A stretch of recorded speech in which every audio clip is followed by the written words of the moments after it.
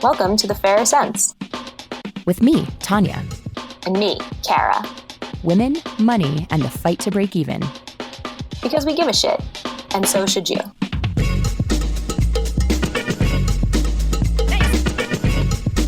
This week, we're talking about the financial impact of society's beauty double standards.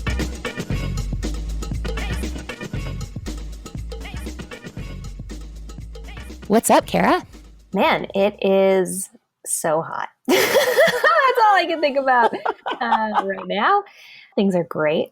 That's excellent. I know we have kind of some heavy stuff to talk about today, which is funny because it's sort of like the fluffy girl stuff. We're talking about like makeup and clothes, Barbie doll things. Oh my God. All those chick things.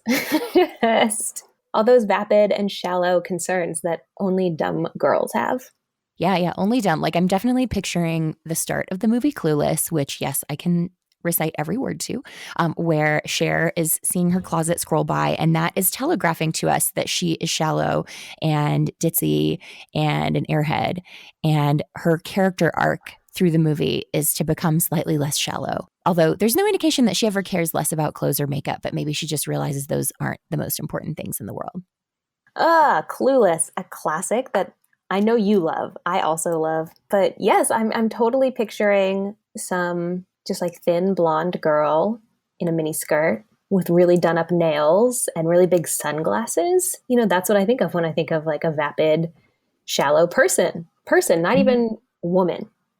But when you say these words, they're really gendered and we automatically go towards the feminine. Let's jump right into what we're talking about, which is really these double standards that are applied to women in particular, and also other folks like non-binary folks and LGBT folks. So this is not strictly hetero women, but things like we know that studies have found that 68% of bosses would not hire a woman who does not wear makeup, even though that standard would never be applied to men, or the fact that 61% of bosses said that makeup or lack thereof could affect a woman's promotion prospects positively or negatively. Stuff like that has a cost to us, both in terms of our advancement, but also in terms of what it costs to even meet that standard in the first place. Absolutely. Women are expected to look and smell a certain way, and that costs money, which we're definitely going to get into in more detail later. But there was a 2011 study from actually a local economist here in Austin, Daniel Hammermesh. It's called Beauty Pays. And he estimated that people who are deemed unattractive will make $230,000 less over the course of their lifetime than people who are deemed attractive, which is crazy. That is so much money. Say that number again. $230,000. Ugh. I mean, just for being more, and I'm using air quotes, attractive, which is somewhat subjective. We do have beauty standards that we hold everyone to, regardless of race and gender and how they present. But it's also, two people could be looking at the same person and say, I don't find them attractive. I do find them attractive. And to have that affect your money in such significant ways boggles the mind. For those who don't necessarily believe that beauty standards are super subjective and change over time, which I think that's a fairly uncontroversial point at this point, but there is a great example that I love. There was a famous art forger during World War II in the Netherlands named Hans van Meegeren, and he was arrested eventually for forging Vermeer paintings, the Dutch old master, whose paintings are very rare and very expensive. And he was selling the paintings to members of the Third Reich. And so on some level, I kind of love that he was scamming the bad guys. But he painted these figures who were considered very attractive at that time in the 30s and 40s. And they were these women with like very heavy eyelids, you know, particular kind of facial shape that was attractive at that time. Sort of think of like the silent movie stars to get a picture of what I'm talking about. And at the time, because everyone found that look really attractive, nobody questioned that his paintings were forgeries. They all thought they were authentic, and they were just like, wow, these beautiful women Vermeer painted. But now if you look at them, you go like, oh yeah, like those women look nothing like what we would consider conventionally beautiful nowadays. And so in hindsight, it's very easy to say, okay, these are obviously forgeries. But it's such a good example of like the beauty standards of that day were one particular thing. Or like if you look at models even from just the 80s, they have a very different kind of look than what we would hold up on a pedestal now in the 2010s. That stuff really shifts over time. So it's interesting to think about how a woman who is very attractive at the start of her career is going to get the double whammy of not only beauty standards shifting and maybe she's not considered beautiful anymore, but also like she's going to look older. And we definitely penalize women for having the audacity to let nature take its course and age us. There was a piece recently on Medium called Aging Ghosts in the Skincare Machine. And the tagline was like, on unruly bodies that age. And it focused on women. And I just thought it was fascinating and also sad, but how often we don't associate beauty with older women, but we do associate beauty with older men. Like how many times have you heard, well, he's a silver fox, or I love salt and pepper, or he's aged so well. You rarely hear that about women. It's like Michelle Pfeiffer and no one else gets to age well. Like Helen Mirren is the example of like the older sexy lady, but she's like the one. Yeah, and that's so messed up. And it's because we live in a world that prioritizes youth as beauty, and you can't hold on to your youth. You know, you just simply can't. Age comes for us all. And the fact that we refuse to see older women as beautiful, it's really heartbreaking, honestly. Financial stuff aside, political stuff aside, it's just sad. When you apply it then to the workplace, if you say like, okay, we value youth as beautiful. If you're a woman in the workplace who looks young, you're penalized for that. So you might meet the societal beauty standard on one level, but then you're going to be judged as being vapid or inexperienced or whatever sort of labels we might apply to women. I think that the whole point of this episode is all of the different ways in which women are subject to a double standard, which essentially means we can't win. You either are too beautiful and therefore not to be taken seriously, or you're unattractive and therefore you're not to be hired or to be paid fairly. You look too young and therefore are inexperienced, or you look too old and are therefore disposable and worthless to society. Yeah, there was a 2016 study from Harvard that said women who wore makeup were perceived as more competent and were more likely to be promoted. But recently, this year, 2018, there was a study out of the UK, to be fair, different country, that says wearing too much makeup harms a woman's chance at leadership positions. And you're seen as shallow if you wear too much makeup. And it's like, so we're just stuck in this paradigm where nobody can win. And that, of course, is based on Eurocentric beauty standards. So for women of color or for women who are not 5'8" and 125 pounds, it's also impossible to achieve. I mean, it's absurd. It is. I'm just getting so worked up over here. I'm like, why do we live this way? And it's also an interesting thing to talk about because like none of us on some level come to this issue objectively. Kara, I'm just going to talk about you for a sec as though you're not here. You are someone who is naturally beautiful, who can look amazing without makeup and therefore don't really wear much of it. Like I remember when we did our photo shoot for the podcast, you're like, I'm going to wear some lipstick. I was like, cool. Yet, like, I'm sure there are still ways in which you are judged positively or negatively and certainly unfairly, or maybe you've been given advantages over other people. Like, who knows? But you're also someone where I could imagine folks going like, oh yeah, easy for Kara to say because she's gorgeous, because you are. You're adorable. Oh, thank you so much. That's really kind. And I really appreciate it. But yeah, it's so true. I'm certain that I have been given the benefit of doubt or more opportunities, because I'm thinking specifically of when I worked at a restaurant, there was a girl who I thought was really beautiful, but was probably about 200 pounds and I weigh 130 pounds. And people were so much nicer to me.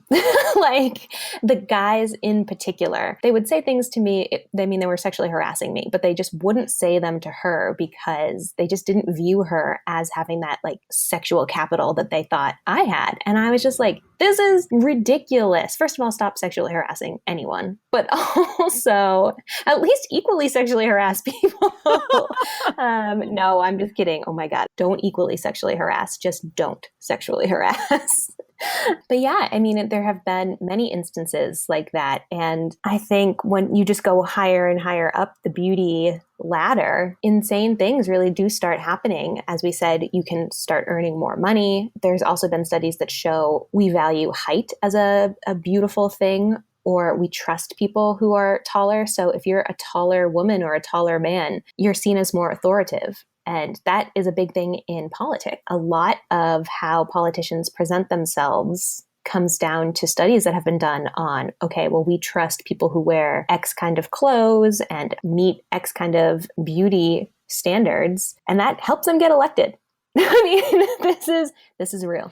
Oh yeah, that's well documented. Almost every election since the age of television, the taller candidate has won. And there are a few exceptions to that, but it's generally held to be a pretty clear trend. And with women, that's also considered to be a good thing to a point, though. If you start to be tall enough that you look masculine, you're judged as being too demanding or too bossy or too difficult. So it's like we're supposed to look small and delicate, except that then we're perceived as weak. But then if we look too masculine, that's good to a point.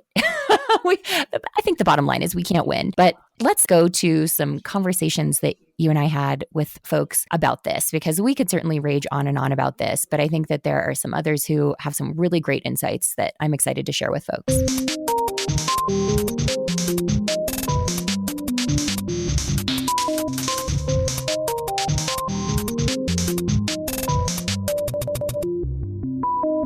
I talked with my friend Sanetra, who is the owner of an ethical fashion company called Unravel Co., as well as a model. And so I wanted to get her perspective as somebody who is inside the beauty industry and who is a woman of color about how she feels about beauty standards.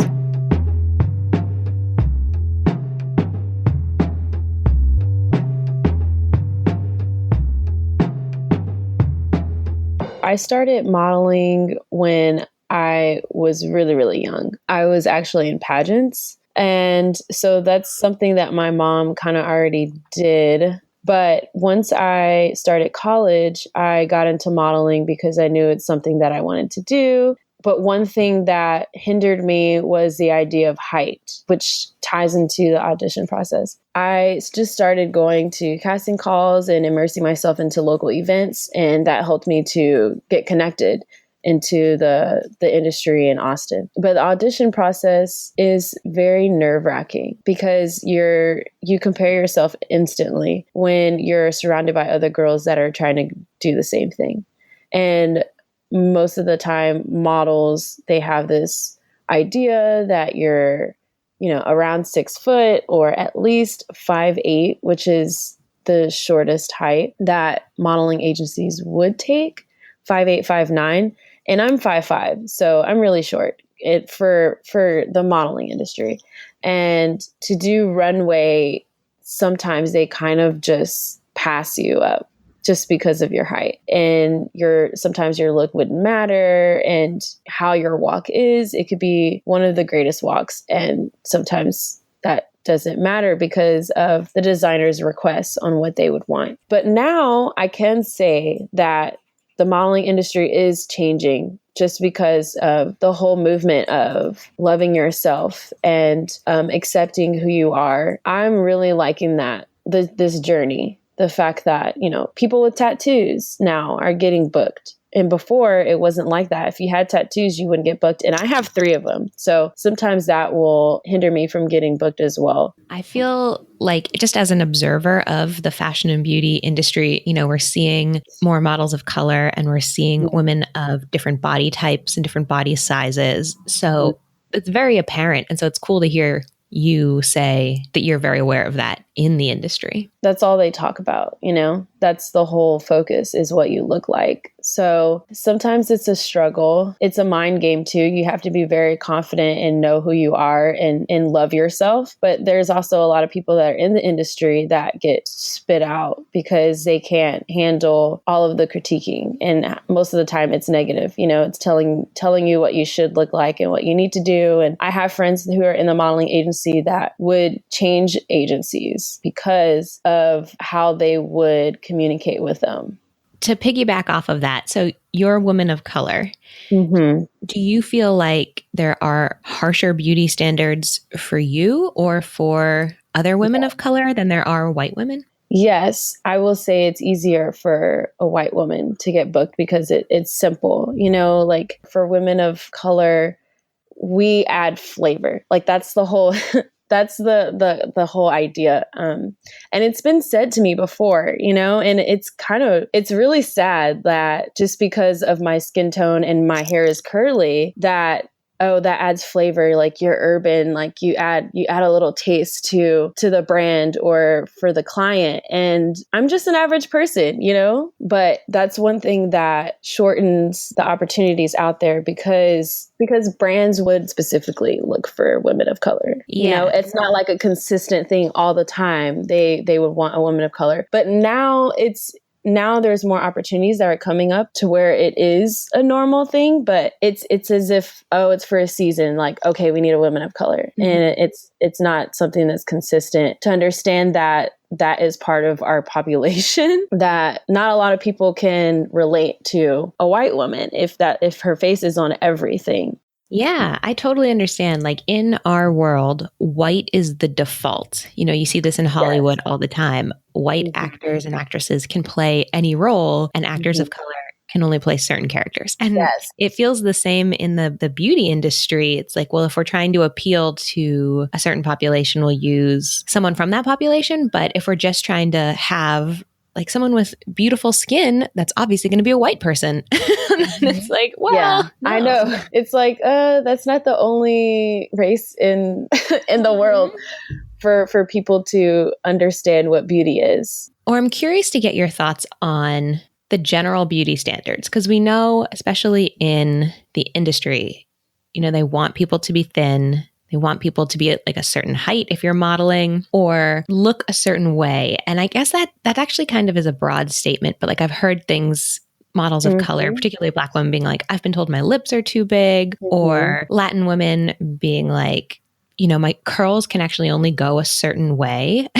Like they only want a certain type of curl. They don't want it to be too kinky or something. And how do you feel about beauty standards, both as a woman and as someone working in the industry? Well, I will say that when I first started modeling, or just like being a woman, the idea of what beauty was at one point was having straight hair. And everyone knows women of color would do perms and flat irons and do all kinds of things to get the idea of what beauty was, because that's what our society was telling us, that straight hair was beautiful and that curly hair wasn't. So for a long period of time, women of color would do chemical treatments that are actually really, really bad for skin, and would straighten out, you know, our hair. And I would do the same thing. And I would even do weaves too. When I already have great hair, I would put fake hair in my own to get this whole idea of what beauty was. It's really sad, but I will say is that it's slowly changing, because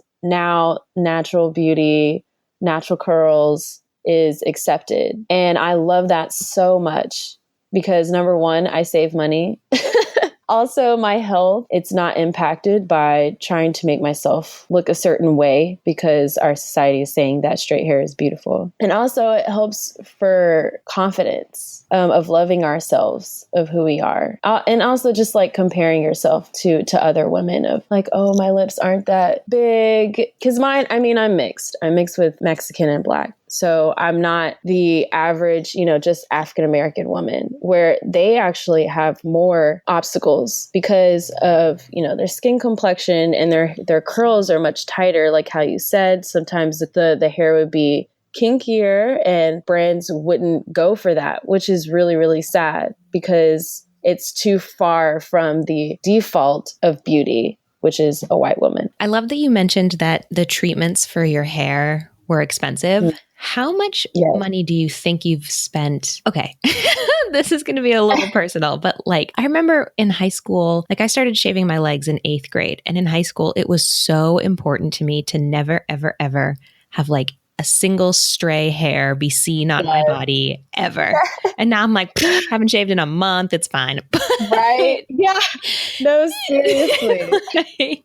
But women spend so much time and money on products to change our appearance, whether it's razor blades or getting waxes or doing treatments for your hair. So can you talk a little bit about the beauty routine that you go through when you're getting ready to work with a client? I may shock you. Some people that know me real closely would know that I don't like makeup. It's like, to be straight up honest with you, I know at the same time there's people out there that really love the process of putting makeup on and how it can enhance your looks, which I'm for makeup if it enhances your beauty, but not to where it transforms you. It's just so much work. Women put so much time into beauty routines, waking up and before going to sleep. And some even wake up hours early before their day start to do their beauty regimen and then put makeup on and go outside. I just can't do that. That's just like way too much. I'm similar. I use Olay moisturizer in the morning, which is like $7. And then I use this night moisturizer, and that's actually like $25, which is not that expensive because some of these products are like, $50 for like 2 ounces, or even more. The La Mer line, which all the celebrities use, it's like $200 for 5 ounces of cream. And that to me says kind of how damaged the industry is. Like, we're telling you that you need this cream to like look acceptable. And we're going to charge you $200 for it. And so really the only way is to say, I'm going to opt out, is to embrace your natural look, which is very empowering and also is kind of scary sometimes, or not always an opportunity. Like, if you work in a very corporate world, you do have to have a full face of makeup to be taken seriously. Yeah. And so you're kind of caught between this like catch-22 of I think it's bullshit, but also I need to participate in it. And I just, what is the answer? Can you tell us the answer? Girl, don't put that on me. But honestly, I would say just being yourself, because that is what separates you from everyone else. So the idea of conforming of what the world says we should do, I don't agree with that. I think that as an individual, we are all created uniquely and we're all different. And so if you have a perspective about something, I think we should follow through with it. And that's what pulls us apart and makes us different and brings attraction to what we think is best.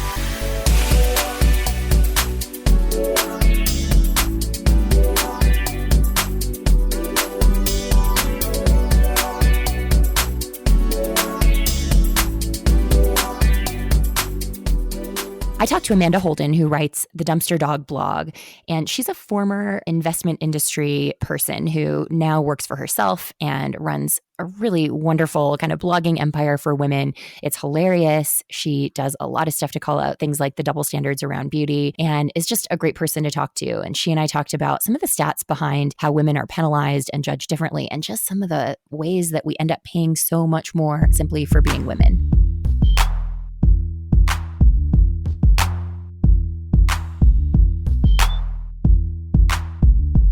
When we were growing up, there would be the Victoria's Secret fashion models, but you could easily look at them and be like, well, there's only 5 of those genetic anomalies on Earth, so whatever. I do feel bad for young women now who are growing up in the age of social media, where it can really feel like every 5th woman is a Victoria's Secret fashion and swimsuit model. It's really a microcosm of, what our culture makes women feel anyways. And that's that their worth is contained in their thinness, their beauty, their youth, their ability to look good in pictures, that they're carefree, that they're able to juggle everything, all of it, right? These are all things that women are expected to be, and it's amplified by the social media that we have in our hands and are constantly able to scroll through. And I think that that's really sad. And I feel really sad for women that have to grow up thinking that or living that. I remember seeing something that showed one of the people who was like a big Instagram influencer. She did a breakdown of how much she had spent to look like an influencer and like the amount she'd spent on clothes and on hair and on like the camera and software and all that stuff. And it was shocking. It was a huge amount of money to try to portray a certain image that would attract sponsors. It's not surprising, but it's just like when you actually see that, you go like, holy crap. That's like a whole other way in which it costs so much more to be women. I saw that same article, and I want to say there was another one that was like, oh, this woman is $10,000 or $20,000 in debt to try and become a social media influencer. Mm-hmm. Talk about advertising that's so stealth. The reality is that there are a lot of businesses, a lot of advertisers, and most recently, a lot of social influencers who make a lot of money when we don't like the way we look. Now, what goes on behind the scenes with those social influencers, who really knows? They could be making money or not. But the point is they are advertising something to us. They are trying to make us discontent with our own life. Discontentedness with one's own self pushes products. And let's be honest, the oldest trick in the book is making women feel inferior for their thinness, their beauty, and their youth. And, we can never forget that this nonsense is manufactured by businesses to sell products, period. And insecurity is just such a major, major business move that yields such big money results. Beauty and fashion and weight loss are these multi-billion-dollar industries, and they're industries that only thrive when normal women get stuck in this hamster wheel of spending money to chase some mindfuck image of what they're not. You look at something like the cosmetics industry alone, and it's something like $500 billion, some number that we can't even wrap our heads around. Mm-hmm. You said that you wear makeup. And a lot of us do who count ourselves as feminists and who would say we on some level try to reject the beauty standards that are out there. But I do think that's a really interesting question. And this is something that Kara and I talk about a fair amount, is ultimately like your choice to wear makeup. Like obviously that should be your choice. But then if there's part of that that's influenced by you feeling this social pressure to look a certain way, like that's a bad thing. And so how are we supposed to navigate that or make our own choice in that world of knowing like, okay, I might think I want to wear this to feel a certain way, but like I'm also a social creature who's been influenced by marketing that tells me that I don't look good enough without it? It's the most difficult question of all. I really believe it. Because on the one hand, you want to look good. And, I've had this conversation with lots of women and they will say something of, well, I want to do that because it just makes me feel better. It's like, yes, I do not deny that wearing makeup or covering your gray hair or getting Botox or doing whatever it is makes you feel better. But it's not as if that happened in a vacuum. There are social pressures that led to you feeling like you would feel better if you got Botox. I really think that this is hardly a new topic, but yet I feel like there's very few folks in our industry, in the personal finance industry, that talk about these beauty standards in terms of money, because it's a difficult one, because even within enlightened financial circles, the conversation often starts and stops at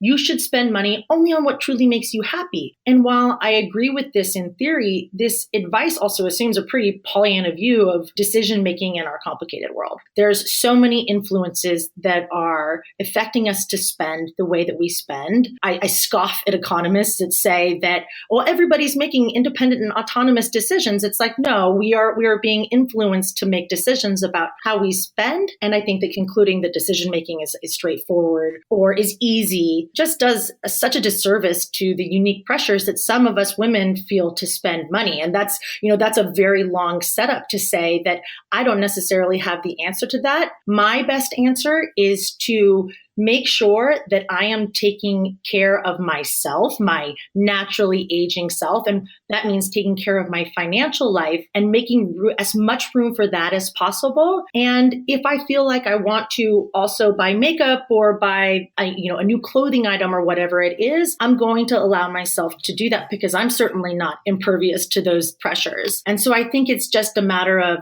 trying to understand yourself. And I think it's easier when you get a little bit older and you have less fucks to give. And I also think it's easier when you're tracking your money very, very closely, which isn't something that I started doing until a few years ago when I decided to get into personal finance blogging and educating on finance. But the more and more you're watching your money very closely, the more and more I truly believe you're outraged at the amount of money that you feel obligated to spend on beauty. As you were running through the different things that people care about, I for sure am not cool with going gray gracefully.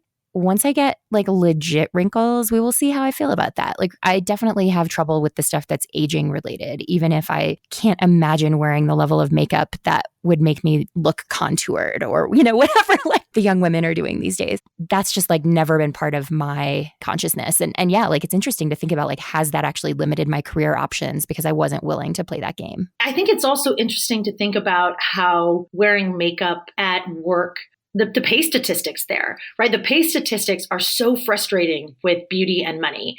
I recently read a study that showed that women who wear makeup and women who are perceived as attractive, which, attractiveness, this is across the board for men and women, are more likely to get promotions. They're more likely to be thought of as successful. One of the stats that women who don't wear makeup to a job interview are perceived as not serious about the job. I used to work with a lot of dudes. So I used to work in investment management, and I specifically worked in a department that was like 95% guys. I swear to you, if I showed up on any one day without mascara, and we worked market hours, which meant 6:30 a.m. here in California, if I didn't show up with mascara, at least 5 guys would ask me if I was tired. And I was just like, guys, you got to give me a break.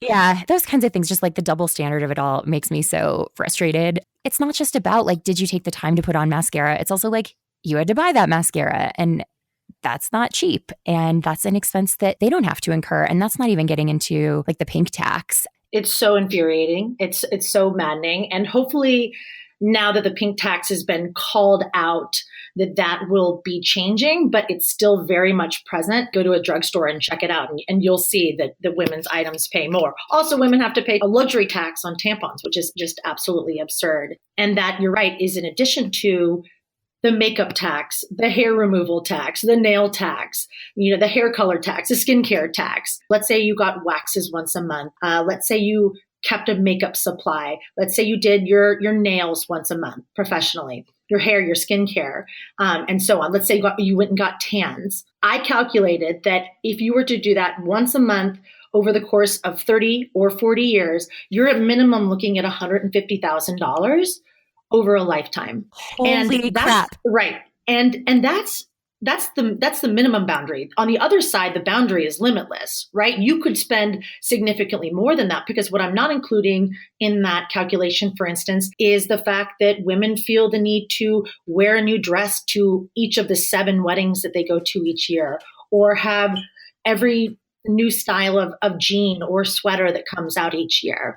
It's really limitless, the amount of money that women often feel obligated to spend, even if they don't want to spend that money, that they feel obligated to spend in order to keep up with this standard of beauty that we have artificially created in the United States. And of course, it's spreading to other countries, but you could argue that it really originated here.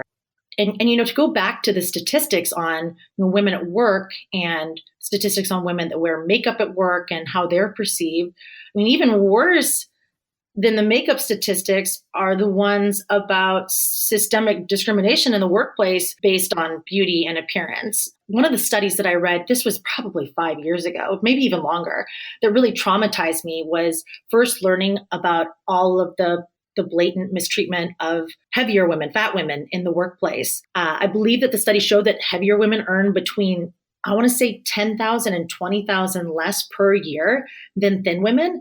And they also learn significantly less than fat men. And $20,000 is, that's insane. That's a life-changing amount of money that a woman is not getting paid simply because of her appearance. And I know specifically with that study, it was controlled for educational level. So it had nothing to do with that.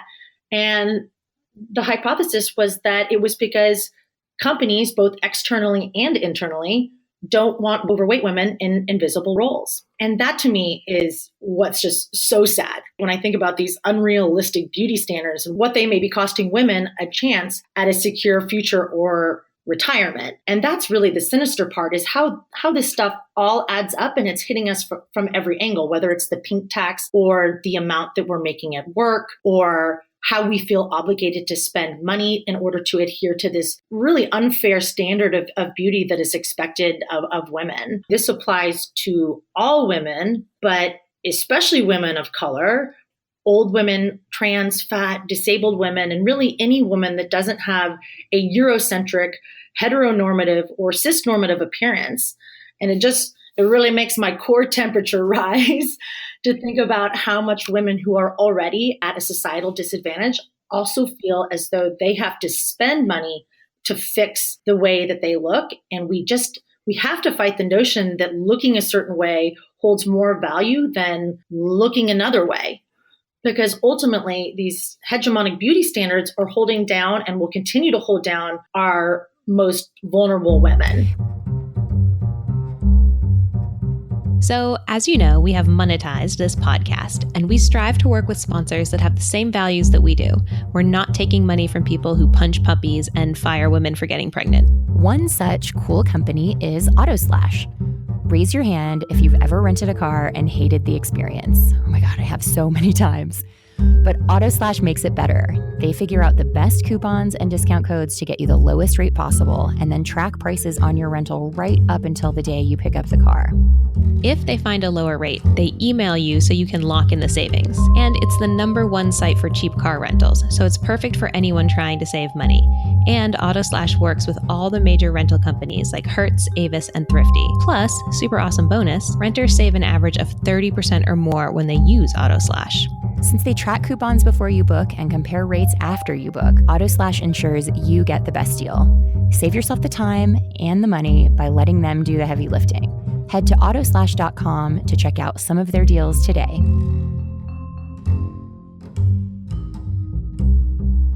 One of the things that really jumped out at me in your interview with Sanetra was how she was described as adding flavor or being urban. And it reminds me of in my career back when I did some political advertising, it was always the code for Black radio stations that they would be called urban radio. And that's just one of those euphemisms that like has to die. Like people of color are not seasoning and they are not urban. It's like, why do we do that? Why do we talk about people that way? They're people. I know. I mean, and how many times have you heard like the spicy Latina, and it's like, please stop. This is so embarrassing for you and harmful.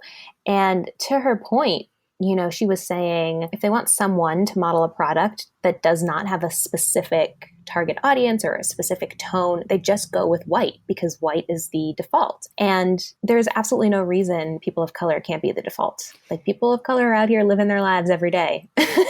Like they are the default. We're just not recognizing it in our media and in our beauty standards, which is so unfortunate. And honestly, is a dumb business decision. You're just cutting yourself off from markets. Like why? I want to understand this though, Kara. Are you saying I have to stop calling you my spicy Latina co-host? Yes. Oh my gosh. Actually, on like our third date, Yvonne asked me if I was Jewish, which I actually get a lot. And I said, no, I'm half Dominican, half Irish. And he goes, oh yeah, I thought you looked a little exotic. And I was like, so let's talk about why that's hugely problematic. And he was like, I was just kidding. Our friend who introduced us told me to say that because she knew you'd have something to say. And I was like, whoo, we can keep dating, I guess.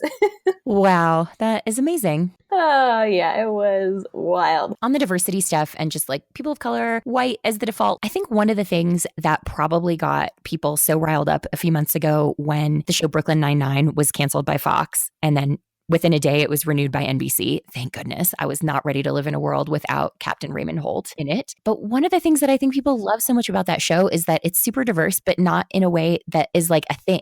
It's just like it is. And it's a non-issue. And of course it is. Like it's in New York City. And so why wouldn't it be diverse as New York is?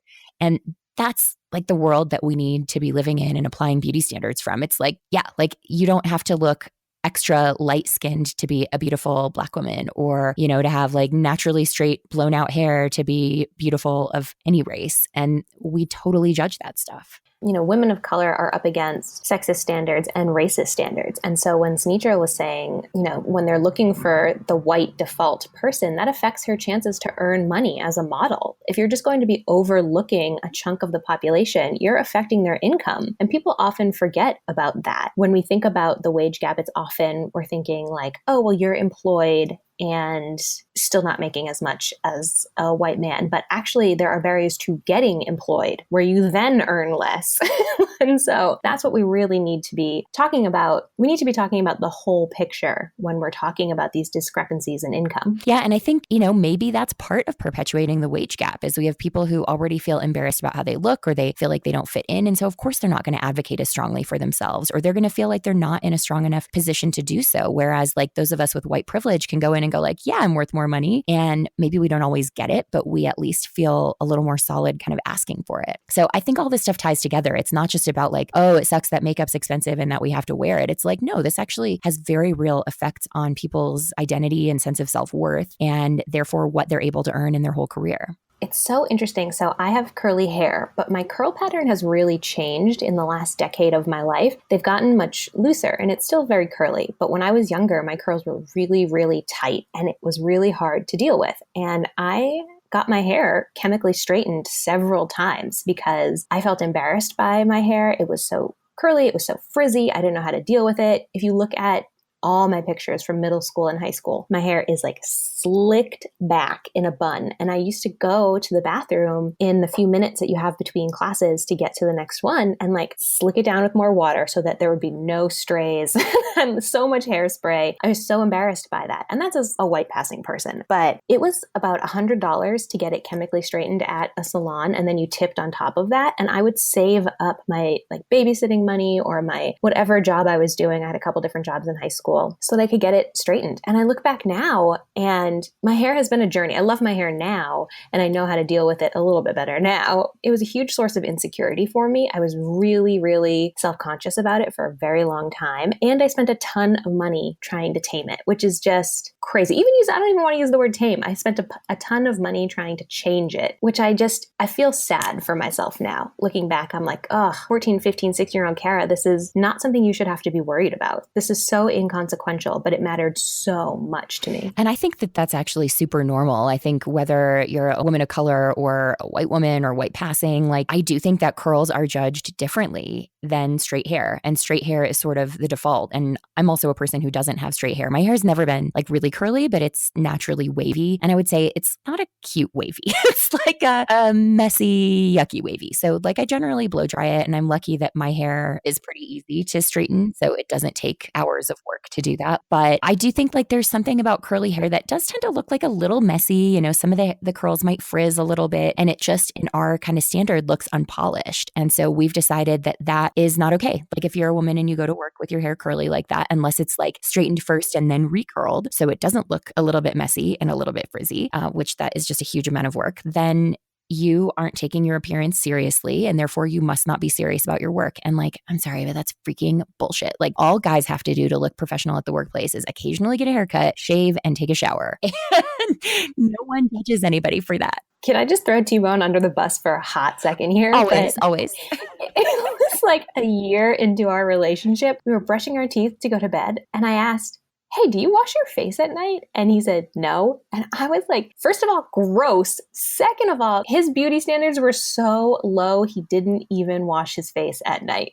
I don't think I've ever had like a boyfriend, and certainly Mark doesn't. Like, I don't know any guy who does the nighttime face wash thing. I mean, just throw some water on there.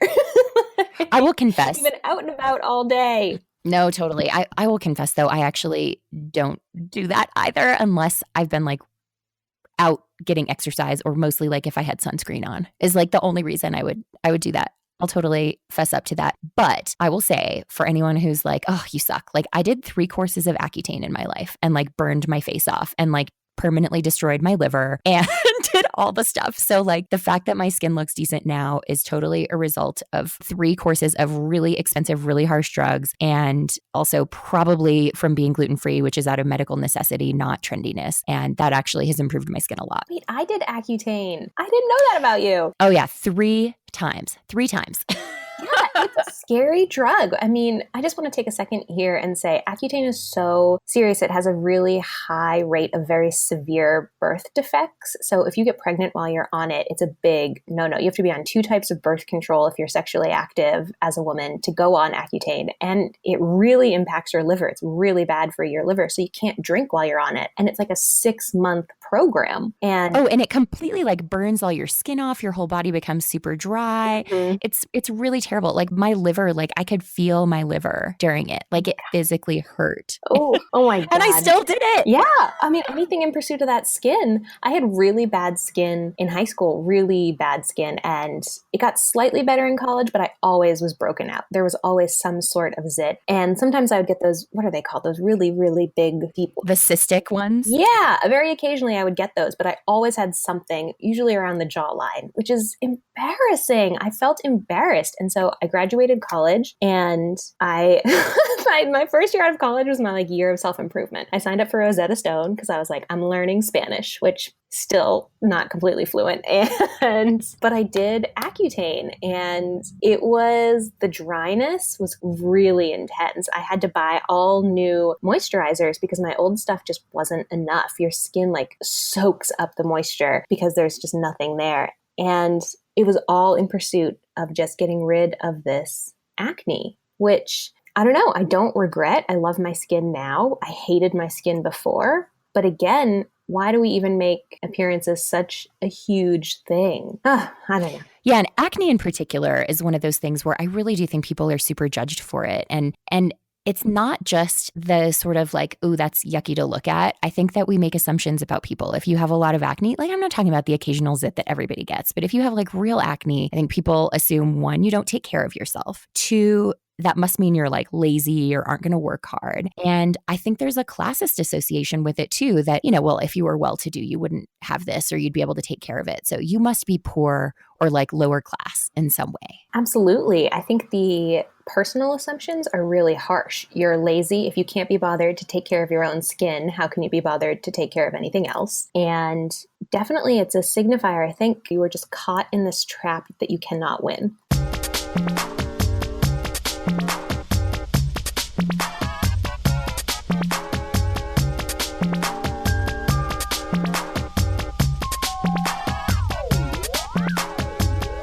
I think about this from an aging perspective because at 38, I'm definitely confronting some of that stuff. Like I've been a little bit later than some of my friends in getting some of the major wrinkles, but part of that has just been pure vanity. Like I religiously wear sunglasses so that I'm not squinting and getting crow's feet. And I've trained myself not to do the scrunchy thing between my eyebrows so that I don't have that line there, although it's still breaking through. This stuff isn't foolproof. And sunscreen always, or hats, things like that, so that I'm trying to minimize that stuff. But nonetheless, like this is the reality of my life. Wrinkles are happening and the gray is for sure here. I recently went purple.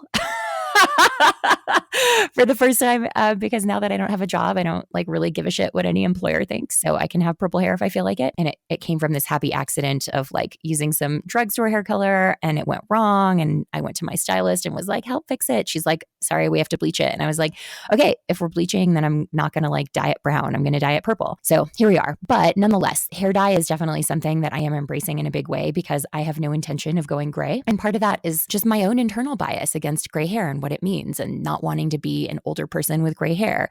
But it's also a little bit of like, I don't want people to think I'm old. And, we have such complicated relationships with aging and particularly with women. Like we talk about men who are aging and look good a certain way, but women really kind of can't win. You either look old or if you get plastic surgery to address it or, have fillers or whatever, then people are going to criticize you for doing that stuff. It's impossible to just like truly age gracefully. The phrase they've had work done comes with so much judgment. It comes with so much judgment. And I know we hate Sex in the City, but I do think about that episode where Samantha gets a chemical peel and it burns her face off and she goes to That's kind of like an Accutane look.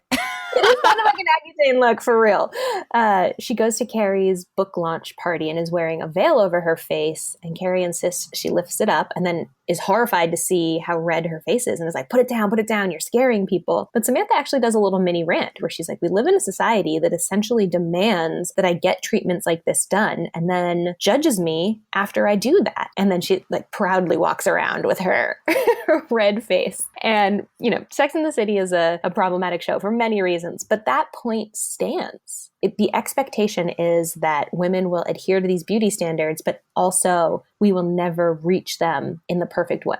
We're talking about aging right now, and I think that's totally right. All the judgment that comes with it. I also don't hate Sex and the City, for the record. I just don't think we should be basing our life decisions on that show. Or I hate the whole thing of like, which one are you? Are you a Samantha or are you a Charlotte? I'm like, ugh, stop it. But I think that we put these similar rules on, different things like weight, how weight is so linked to class. We assume that if you're heavy, you must be poor or lower class because it's sort of like acne or aging. Like if you look older or you have acne, it must be because you can't afford to treat it or you don't care enough to treat it.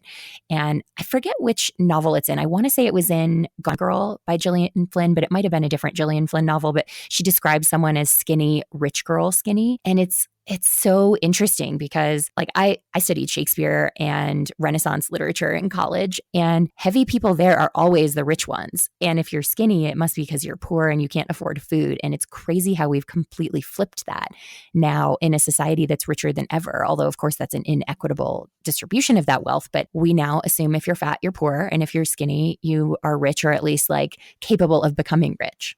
Yeah, the weight thing really for me ties into the rise of the wellness movement, because if you are overweight, I think some of the connotations are, well, you're eating a lot of McDonald's and you're eating a lot of unhealthy, fattening foods because you can't afford or you don't have access to the like Gwyneth Paltrow approved teas and the kale that has much fewer calories. But it's like that organic kale at Whole Foods is going to cost you the same as like a Big Mac, and you're going to get, yes, you're going to get more calories from the Big Mac, but you need those calories. I mean, to like go through your life. You get, as far as buying power, you know, getting bang for your buck, the Big Mac is a better value of calories for the amount of money than the kale is, even though the kale will have a higher nutritional punch to it. But it's a very tangled web. It's all caught up. And a lot of these are really unconscious. People are not necessarily walking around seeing someone with acne or seeing someone who is heavier and thinking, what a piece of trash. Though there are people who are doing that. But I think about the film Superbad and Jonah Hill, who has now since lost a lot of weight, but he was funny in part because he's heavy. And even Melissa McCarthy, global superstar, who's funny in part because she's heavy. We look at heavier people and we laugh at them, and we look at thinner people and we respect them. Oh, and it's super interesting too, thinking about heavy comedians. It's like if you're a heavy comedian, there's only a certain type of character that you're allowed to play. Like Melissa McCarthy is always a buffoonish. Or this movie that I watched on a plane recently, I see like no movie marketing because we're Hulu ad free, and I just like don't even know how people get ads for movies anymore. But I watched this movie called Rough Night, which is starring Scarlett Johansson, which of course she's beautiful, but she's sort of the least interesting character in it because it's filled with really talented comic actors like Alana Glazer, who, oh my gosh, I just love her. But there is a heavier character in there. She's not even like fat. She's just like not actress skinny, but she has to play like a certain sort of foolish character, you know, like you can never be like the really upstanding one, or the, you know, you don't get to play the hero when you look a certain way. I think about Adie Bryant, who's on SNL, as being someone who has the potential to change that, because she writes a lot of characters for herself that get on the show where she's not having to be like the idiot or the buffoon or the like physical comedy one, where she actually gets to sort of play like a normal person. And I so completely love that. I hope that we start to see more of that. But at the same time, she's also like a white woman who is conventionally attractive. And so it's only breaking down a little bit of that barrier. It's not breaking down the full barrier in a way that we really desperately need. Intersectional, man. It all ties together. Nothing exists in a vacuum. I feel like that is my catchphrase on this show. Like, nothing exists in a vacuum.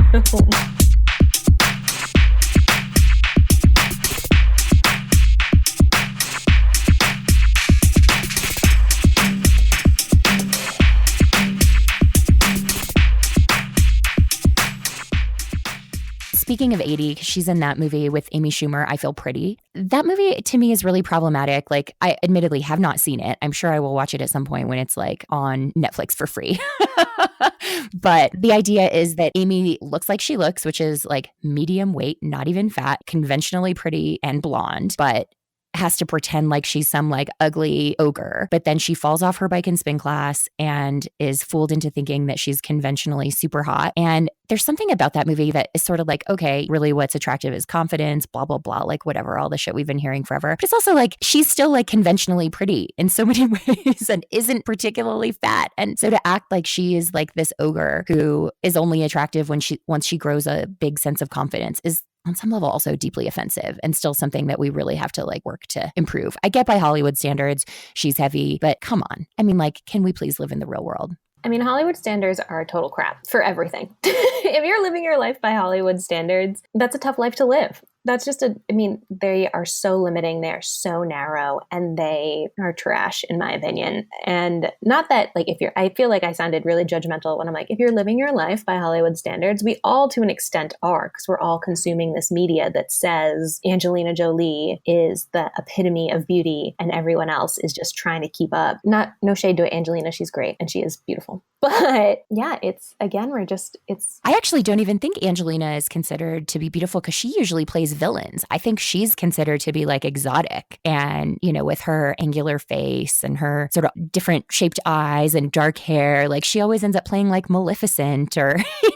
like it's more like the Gwyneth Paltrow. You have to be like blonde and blue eyed and then you get to play the heroine. Yeah, I guess like Scarlett Johansson's actually a great example because she's been able to play whatever she wants in large part because she's very talented and very beautiful. And people want to watch her doing things. I mean, this is how I base my TV habits. I'm like, pretty people doing crazy things, I'm here for it.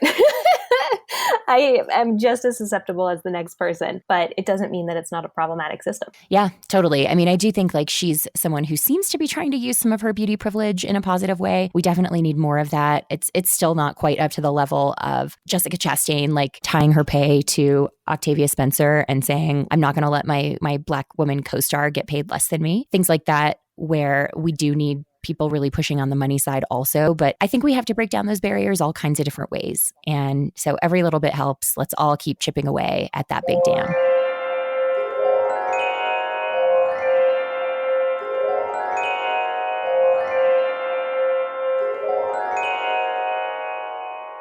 As always, you can shoot us an email at fairsense@gmail.com, and you can find us on Twitter at Fairer Sense. And please leave us a review. We love your reviews. They really do light up our day, as well as give us feedback for the podcast. It's one of the best ways to give us feedback. In leaving a review, you don't have to write anything. We know that can be an onerous task. So just go into your little iTunes app, hit the star rating that you think we deserve.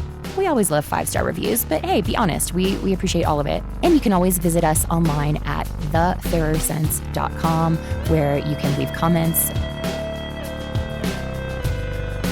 All right, well, Kara, as always, I know you're going to stay beautiful, naturally beautiful, but in the meantime, also stay rad.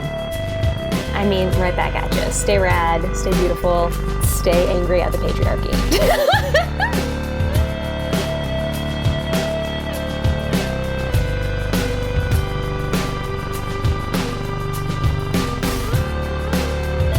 The Fairer Sense are me, Tanya Hester, and the world's best co-host, Kara Perez. Our theme song is by The Insider, our ad music is by Kevin MacLeod, and you can find out more info about the other artists you hear on the show at our website, thefairersense.com. You can always find me at ournextlife.com and Kara at bravelygo.co.